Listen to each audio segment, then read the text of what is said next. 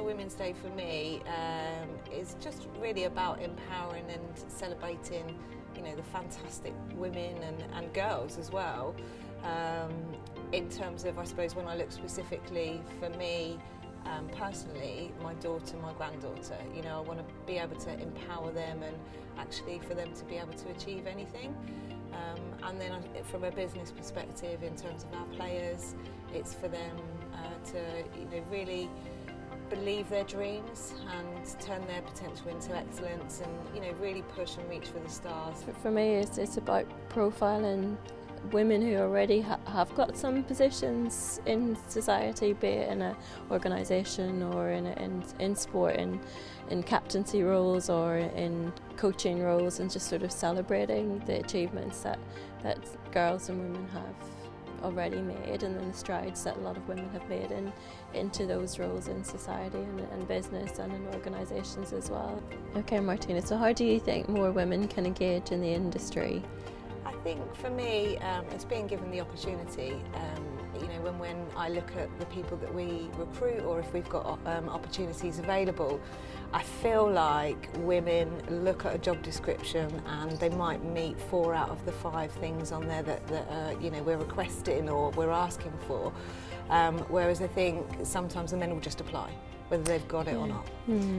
So I think there's some learnings for businesses, you know, for us actually, maybe not to be so specific sometimes, and actually skill sets that some of the women have, they might not necessarily have the experience, but certainly those transferable skills. Women are a lot more apologetic, or they knock themselves down a lot more easily perhaps than men will, and they need a huge confidence boost. Absolutely, going forwards. Yeah. It's such an amazing industry to be in because it's so fast, it's moving so quickly, but actually for me it's about giving those girls and the women the opportunity to be on the same playing field and the level field as the men, and we are getting there, and you know, us as a football club, I feel like we are leading the way in that.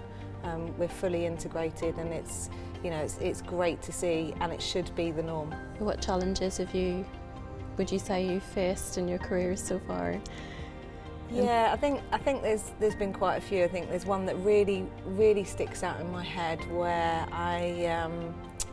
my youngest son loves football, and I became his coach and his manager. Again, never played football, but for me it's just about encouraging and supporting those young people. And we went to a particular fixture, and I turned up, and the male manager said, "Where's the manager?" And I said, "I'm here." No, where's the real manager? Okay. And I said, no, that is me. You know, I coach them, I help them, and so, and his face was just very much like, oh, I don't know what to say. And then I said, well, we'll just let the football do the talking. You know, it's great to meet you. And at the end of the match, like, the team, my boys and girls, because we had a girl at the time, won the match, and I just, you know, it was so pleasing for me to go up, shake his hand, say thank you very much. But in you know, for him, he then apologised and actually said, I can't believe I reacted like that, or I was that way. So for me it's about educating and continuing to educate. So what developments in sport have you seen that have allowed for more opportunities for women?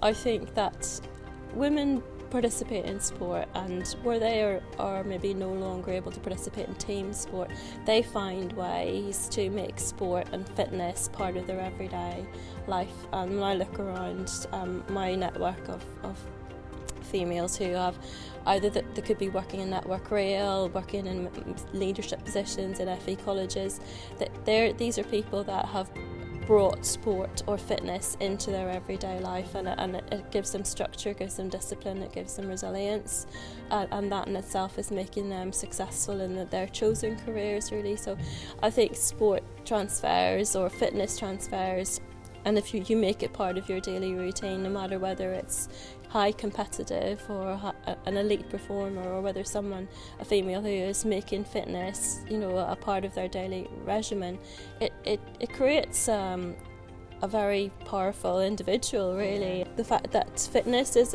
achievable, I think women have started to become more aware of how they can access fitness and how they can access sport, and that in itself it can make their lives better going forwards, really. So in your opinion, what are the next steps for the sports industry to continue with these developments? I think the sports industry is a very wide-ranging beast, and I think there are pockets of it where there are maybe more there's female presence, and other pockets of it where there's more male presence. So I think if you narrow down into certain aspects of it, you'll see different trends and different things happening. Some industries are putting quotas in place in order to have more women coming into that, and then of course that raises all sorts of other philosophical debates as well. But I think if some industries can champion leadership programs for women, I think certainly in education you see a program called Aurora that is championing females into leadership and management positions. If those sorts of programs can be taken more widely across different industries, you'll see improvements.